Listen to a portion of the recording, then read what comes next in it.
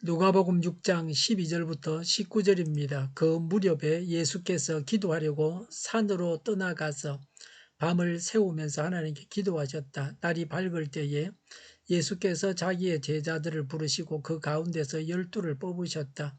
그는 그들을 사도라고도 부르셨는데 12는 베드로라고도 이름을 주신 시몬과 그의 동생 안드레 그리고 야고보와 요한과 빌립과 바돌로메와 마테와 도마와 알페고의 아들 야고보와 열심당원이라고도 하는 시몬과 야고보의 아들 유다와 배반자가 된 가룟 유다이다. 예수께서 그들과 함께 산에서 내려오셔서 평지에 서셨다. 거기에 그의 제자들이 큰 무리를 이루고 또 온 유대와 예루살렘과 두로와 시돈 해안 지방에서 모여든 많은 백성이 큰 무리를 이루었다.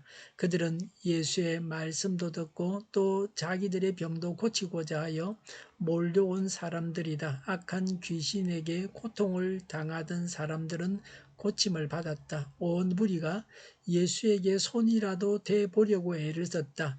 예수에게서 능력이 나와서 그들을 모두 낫게 하였기 때문이다. 아멘. 12제자를 뽑으셨습니다. 12절에 그 무렵에 예수께서 기도하려고 산으로 떠나가서 밤을 새우면서 하나님께 기도하셨다고 했습니다. 예수님께서 밤을 새워 기도하셨다고 하는 것은 우리가 철야 기도해야 한다는 것을 보여주십니다. 예수님께서 밤새워 기도하셨다면 우리는 얼마나 더 기도해야 합니까? 예수님은 산에 가셔서 기도하셨습니다. 우리도 산에 가서 기도할 수 있습니다. 그러나 우리는 예배당에서 기도해도 됩니다. 산은 기도하는데 방해받지 않는 곳입니다. 우리 교회당은 기도하는데 방해받지 않는 곳입니다. 예배 시간 외에는 기도하는 분들이 우선적으로 예배당을 사용해야 합니다. 교회당은 늘 기도하는 분들이 있어야 합니다. 다른 교회 다니는 분들도 내 교회라고 생각하고 오셔서 기도하시면 됩니다. 코로나가 사라지면 다시 이전처럼 이렇게 예배당을 자유롭게 사용하게 해야 합니다.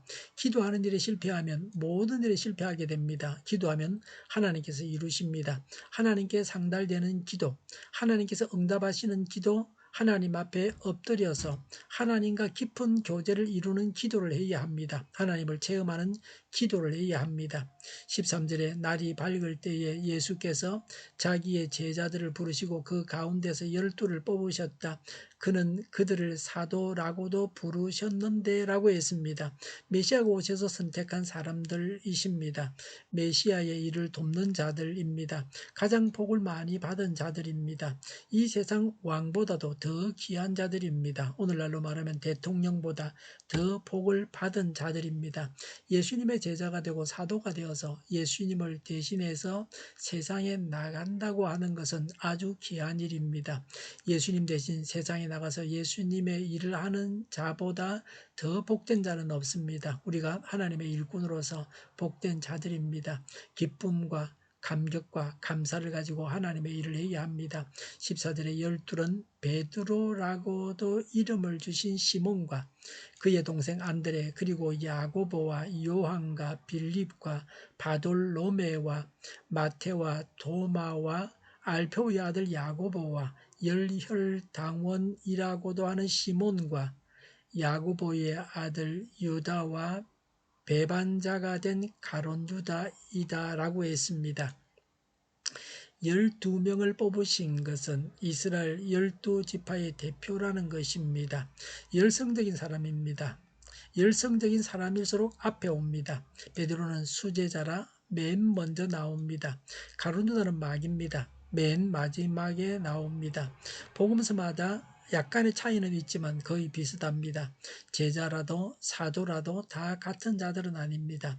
열심히 다 다릅니다. 다 같이 통일교회에 다니고 있고 집사라고 하지만 천태만상입니다. 하나님을 사랑하고 따르고 헌신하는 열정은 다 다릅니다. 사방에서 사람들이 모여들었습니다. 17절에 예수께서 그들과 함께 산에서 내려오셔서 평지에 계셨다. 거기에 그의 제자들이 큰 무리를 이루고 또 온 유대와 예루살렘과 두로 및 시돈 해안 지방에서 모여든 많은 백성이 큰 무리를 이루었다고 했습니다. 제자들이 큰 때를 이루었고 모여든 백성들이 큰 무리를 이루었습니다.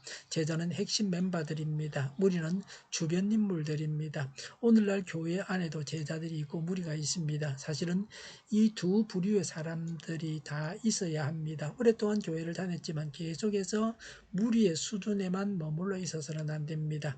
이것이 문제입니다. 무리가 있어야 교회가 양적으로도 성장해 나가는 것입니다. 모여들었다는 것은 갈급했다는 것입니다. 하나님을 향해서 궁핍해하면서 손을 벌리면 하나님께서 채워주십니다. 본다고 하는 자는 볼 수 없고 눈먼 자는 보게 하십니다. 하나님을 향해서 갈급해야 합니다. 성령님을 사모해야 합니다. 18절에 그들은 예수의 말씀도 듣고 또 자기들의 병도 고치고자 하여 몰려온 사람들이다. 악한 귀신에게 고통을 당하던 사람들은 고침을 받았다고 했습니다. 예수님께서 하신 사역은 세 가지입니다. 말씀 선포, 병자 치유, 귀신 내쫓기입니다. 오늘날 우리도 말씀을 전하고 병자를 고치고 귀신을 내쫓아야 합니다. 우리 안에 계신 예수님은 오늘도 우리를 통해서 이런 일을 하시기를 원하십니다. 식구들의 온 무리가 예수에게 손이라도 대보려고 애를 썼다.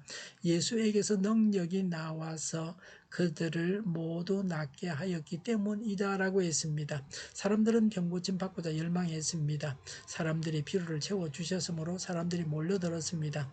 손을 대어서 낫고자 했습니다. 이것은 저급한 믿음입니다. 미신적인 믿음입니다. 대중적인 믿음입니다. 예수님을 만지려고 하므로 예수님께서 말씀을 전하시는데 방해가 되었습니다. 능력의 근원은 예수님이십니다. 예수님께서 해결하시고 고치십니다. 우리는 예수님으로부터 체험을 받아야 하는 가난한 자들입니다. 하나님의 통치를 겸손히 받아들여야 합니다. 하나님의 일을 하기 위해서 기도해야 합니다. 일꾼을 세워야 합니다. 해야 할 하나님의 일은 말씀 선포, 병자 고치기, 귀신 내쫓기입니다. 기도하겠습니다. 기도하고 일꾼을 세우고 하나님의 일을 행하게 하옵소서. 오늘보다는 내일이 더 낫게 하여 주시옵소서. 교회가 분열되지 않고 하나가 되게 하여 주시옵소서. 모든 언론이 제 역할을 다하게 하옵소서. 정의가 강물처럼 흘러가게 하여 주시옵소서. 하나님을 대적하는 법을 만들지 않게 하여 주시옵소서. 코로나19가 물러가고 바로 백신 접종을 완료하고 치료제가 나오고 갇힌 시간이 끝나게 하여 주시옵소서. 수도권과 부산과 영도의 환자 복종을 막아 주옵소서. 우리 동일교회가 만군은집하게 하여 주시옵소서. 예수 이름으로 명하노니 모든 병만은 물러가고 몸의 모든 부분들은 온전하게 될지어다. 신유의 기적을 베푸셔서 지금도 저희의 질병을 고쳐 주시옵소서. 코로나19로 신음하는 모든 자들을 고치시고 온전케 하여 주시옵소서.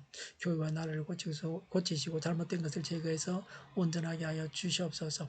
저희와 교회와 나라의 민족을 불쌍히 여겨 주시옵소서. 교회와 나라의 지도자 복을 허락하여 주시옵소서. 하나님께서 기뻐하시는 나라가 되게 하여 주시옵소서. 늘 맑은 공기를 마실 수 있게 하여 주시옵소서.